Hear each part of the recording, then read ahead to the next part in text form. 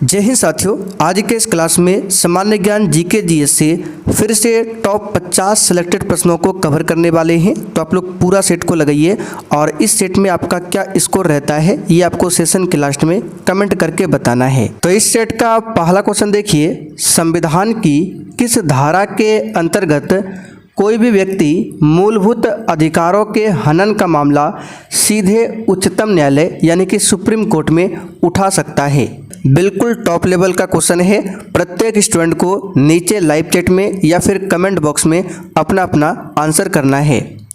तो यहाँ पर इस क्वेश्चन का आंसर क्या हो जाएगा, याद रखिएगा, धारा 32 यानी कि अनुच्छेद 32 के तहत अगर किसी भी व्यक्ति का मौलिक अधिकार का हनन होता है तो वो व्यक्ति डायरेक्ट आर्टिकल 32 के तहत सुप्रीम कोर्ट जा सकता है। यहाँ पर आंसर हमारा क्या होगा, फर्स्ट ऑप्शन धारा 32।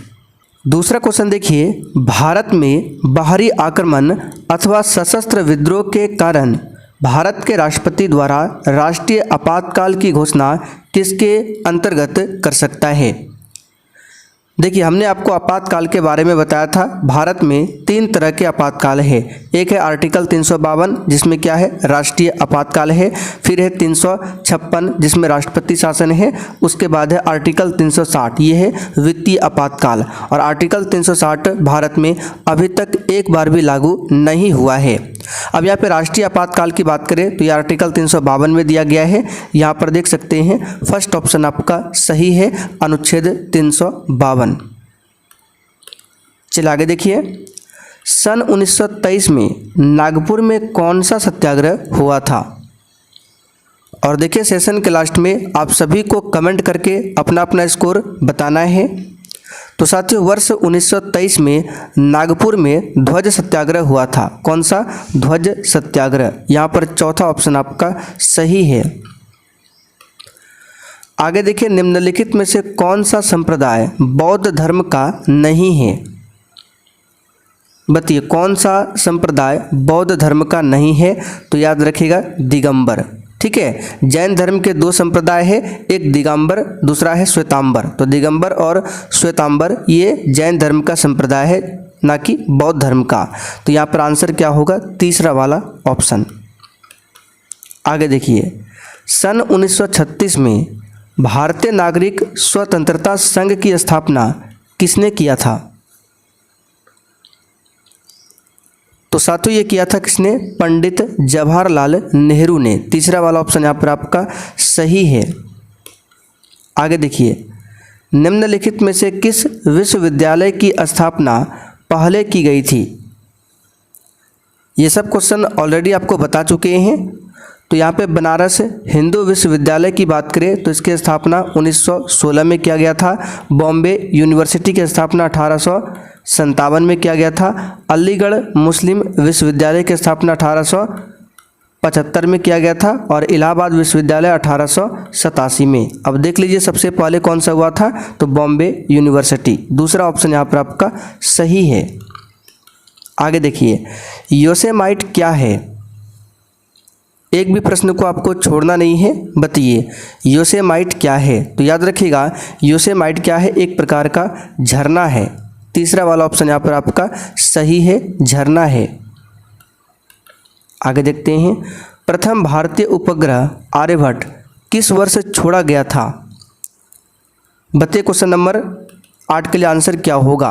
और साथियों, अगर आपको इस एग्जाम के लिए 1 लाइनर जीके जीएस का VVI notes, special Bihar GK का नोट्स और पिछले 10 से 12 साल का क्वेश्चन बैंक 1 लाइनर में चाहिए तो बिल्कुल आपको मिल सकता है मात्र 49 में। ये हमारा व्हाट्सअप नंबर है, इस पर केवल आपको मैसेज करके बता देना है कि सर हमें नोट्स चाहिए। आपको डेमो के लिए भी PDF मिल जाएगा, सिर्फ मैसेज करना है।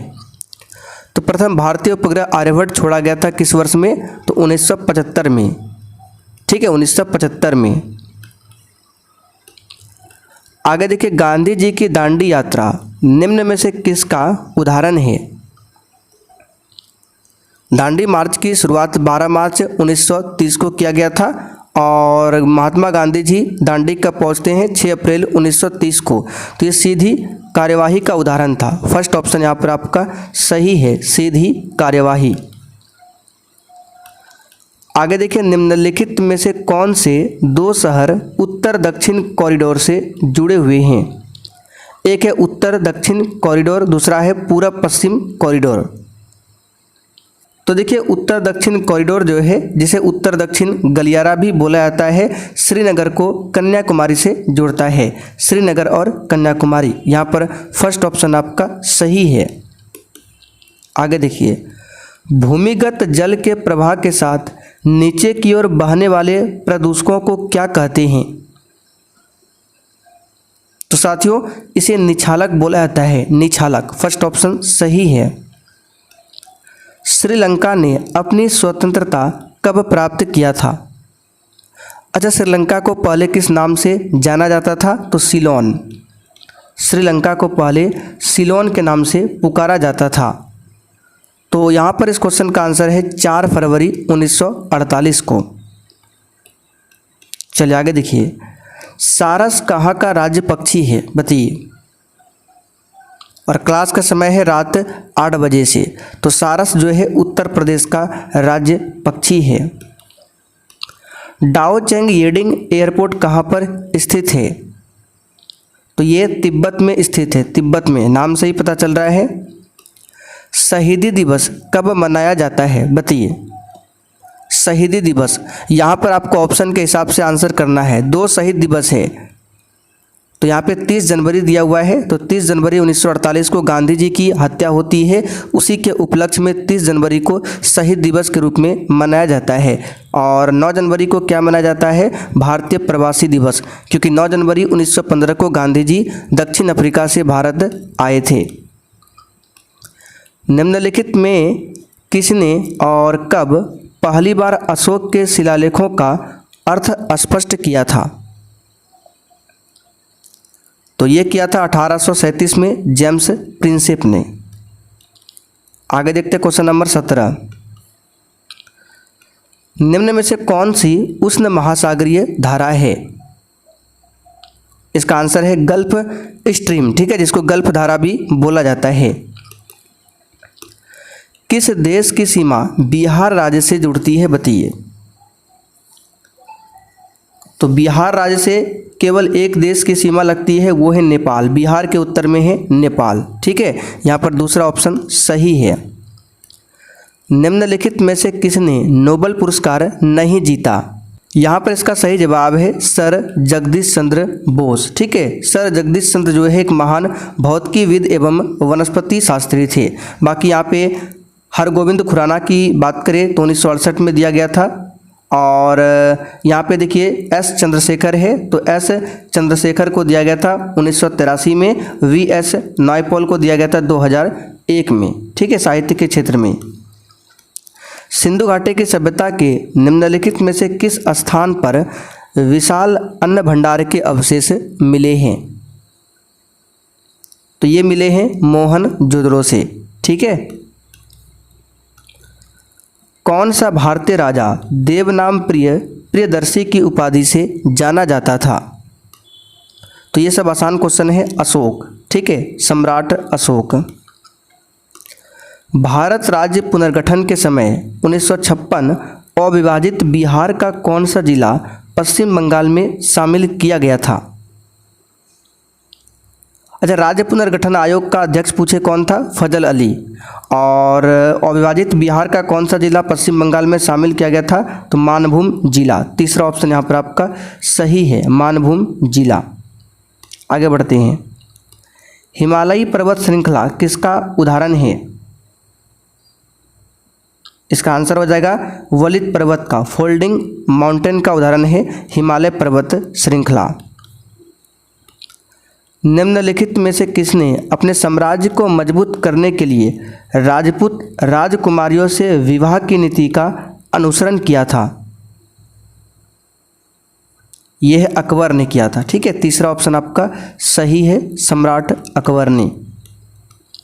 नादिर शाह ने डैश के शासनकाल में भारत पर आक्रमण किया था?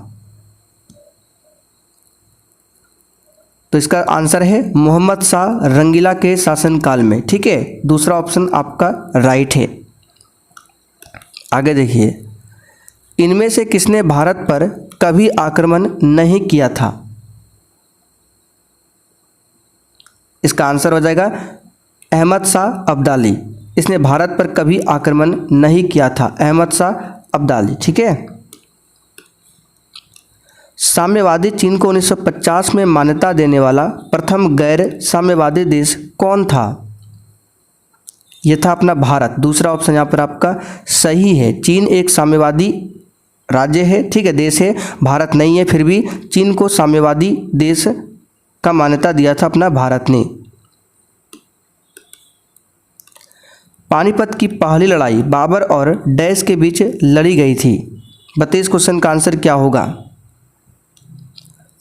तो पानीपत का जो प्रथम युद्ध है, शायद हमने कल भी आपको बताया था, 1526 में हुआ था बाबर और इब्राहिम लोदी के बीच में। तो यहाँ पर इब्राहिम लोदी दिया हुआ है। रानी लक्ष्मीबाई डैश की शासिका थी। अच्छा, रानी लक्ष्मीबाई का मूल नाम पूछे तो क्या हो जाएगा? मणिकर्णिका। तो इसका आंसर हो जाएगा झांसी की शासिका थी। तीसरा ऑप्शन यहाँ पर आपका राइट है, ध्यान रखिएगा, झांसी की शासिका। मराठा शासकों के प्रधानमंत्री क्या कहलाते थे? आंसर है पेशवा कहलाते थे। ऊन का सबसे ज़्यादा उत्पादन करने वाला देश कौन सा है? तो ये हो जाएगा ऑस्ट्रेलिया। ठीक है, ऑस्ट्रेलिया। निम्नलिखित में से क्या प्रथम विश्व युद्ध में शहीद हुए भारतीय सैनिकों को याद में बनाया गया? तो ये बनाया गया है इंडिया गेट। चौथा ऑप्शन यहाँ पर आपका सही है, इंडिया गेट। आगे देखते हैं, भारत का सबसे लंबा नदी डेल्टा प्रदेश कौन सा है? ये है कौन सा? गंगा का। ठीक है, गंगा का। तीसरा ऑप्शन राइट है। भारतीय राष्ट्रीय कांग्रेस का उद्देश्य पूर्ण स्वराज के रूप में कब घोषित किया गया था? 26 जनवरी 1930 को घोषित किया गया था। आगे देखते हैं, मध्यकालीन बिहार में आने वाले ईरानी यात्रियों में कौन एक व्यक्ति धर्माचार्य था? आंसर है बहबहानी। ठीक है, कौन था? तो पूरा नाम इसका क्या हो जाएगा? तो मुल्ला बहवानी। मध्यकालीन बिहार में आने वाले ईरानी यात्रियों में एक अब्दुल लतीफ़ मोहम्मद सादिक भी है और दूसरा मुल्ला बहबहानी। ठीक है, कौन थे? धर्माचारी। मोरेन कहाँ बनते हैं? बताइए। तो मोरेन कहाँ बनते हैं? ये हिमालयी क्षेत्र में बनते हैं। ग्लेशियर द्वारा बहाकर लाए गए मलबे को ही मोरेन बोला जाता है। तो ग्लेशियर कहाँ? हिमालयी क्षेत्र यानी बर्फ वाले क्षेत्र में। बिहार का राजकीय पशु, ये क्वेश्चन आया हुआ है परीक्षा में। 32 का आंसर क्या होगा? फटाफट से बताइए। तो बिहार का राज्य पशु हो जाएगा बैल, राजकीय वृक्ष हो जाएगा पीपल, राजकीय पुष्प गेंदा, राजकीय पक्षी गोरैया।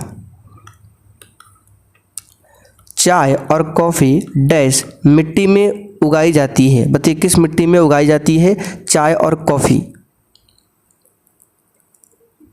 तो लेटराइट मिट्टी में उगाई जाती है। किस मिट्टी में? लेटराइट मिट्टी में। फर्स्ट ऑप्शन यहाँ पर सही है। चलिए आगे देखिए, कालिदास रचित नाटक अभिज्ञान शाकुंतलम शकुंतला और राजा डैश की प्रेम कथा है। यानी अभिज्ञान शाकुंतलम जो है कालिदास द्वारा रचित नाटक है। इसमें शकुंतला और राजा किसकी प्रेम कथा है? किस राजा की? तो इसका सही जवाब है राजा दुष्यंत की। नेक्स्ट क्वेश्चन, औरंगजेब ने डैश में एक लंबी लड़ाई लड़ते हुए अपने साम्राज्य के सैन्य और वित्तीय संसाधनों को अधिकांशतः खर्च कर दिया था। बताइए कहाँ पर? तो इसका सही जवाब है दक्कन में। कहाँ पर? दक्कन में। नेक्स्ट क्वेश्चन, हजारद्वारी महल डैश में स्थित है? तो साथियों हजारद्वारी महल मुर्शिदाबाद में स्थित है, मुर्शिदाबाद में। ठीक है। नेक्स्ट क्वेश्चन, भारत में हिम तेंदुआ परियोजना की शुरुआत डैश में किया गया था? इंपॉर्टेंट क्वेश्चन है, बताइए। तो भारत में हिम तेंदुआ परियोजना की शुरुआत जो है ये कब किया गया था? 2009 में। अच्छा, प्रोजेक्ट टाइगर की शुरुआत कब होती है? आप लोग कमेंट करके बताइए। तो भारत के राष्ट्रीय ध्वज के सफ़ेद भाग के केंद्र में एक गहरे नीले रंग का अशोक चक्र सुसज्जित है। इस चक्र में कितनी तीलियां हैं? सिंपल सा क्वेश्चन है, सबसे आसान है, 24 तीलियां हैं। आगे देखते हैं। कृष्णदेव राय जिन्होंने 1509 से 1529 तक विजयनगर पर शासन किया, किस राजवंश से संबंधित थे? आंसर है तुलुब राजवंश से। ठीक है, तुलुब राजवंश से। भारतीय संविधान का अनुच्छेद 368 इनमें से किससे संबंधित है? ये संवैधानिक संशोधन से संबंधित है। संवैधानिक संशोधन। निम्नलिखित में से कौन सा समाचार पत्र राजा राम मोहन राय द्वारा शुरू किया गया था? वेरी वेरी इंपॉर्टेंट क्वेश्चन है ये। हो जाएगा संवाद कौमुदी। ठीक है, यहाँ पर फर्स्ट ऑप्शन आपका सही है। ये एक बंगाली साप्ताहिक समाचार पत्र था। टिंडल प्रभाव प्रकाश के डैश से संबंधित है, बताइए। तो ये प्रकाश के प्रकीर्णन से संबंधित है, टिंडल प्रभाव। किसी विद्युत सर्किट के दो बिंदुओं के मध्य एक इकाई आवेश के स्थानांतरण में हुआ कार्य क्या कहलाता है? ये विभवांतर कहलाता है, विभवांतर। आणविक कक्षा का अभिन्यास किससे नियंत्रित होता है? साथियों, ये चुंबकीय क्वांटम संख्या से नियंत्रित होता है। आगे देखिए। पशुओं में हीमोग्लोबिन के सदृश पौधों में कौन सा अणु होता है? जिस प्रकार पशु में हीमोग्लोबिन होता है उसी के समान पौधों में क्या होता है? तो क्लोरोफिल। तीसरा ऑप्शन राइट है। तो साथियों, आज का सेट आपका यहीं पर कंप्लीट होता है। अब जिनको भी वन लाइनर जीके जीएस का नोट्स, स्पेशल बिहार जी के नोट्स या पिछले 10 से 12 साल का क्वेश्चन बैंक कुछ भी चाहिए, मात्र 49 में आपको सब कुछ दिया जा रहा है।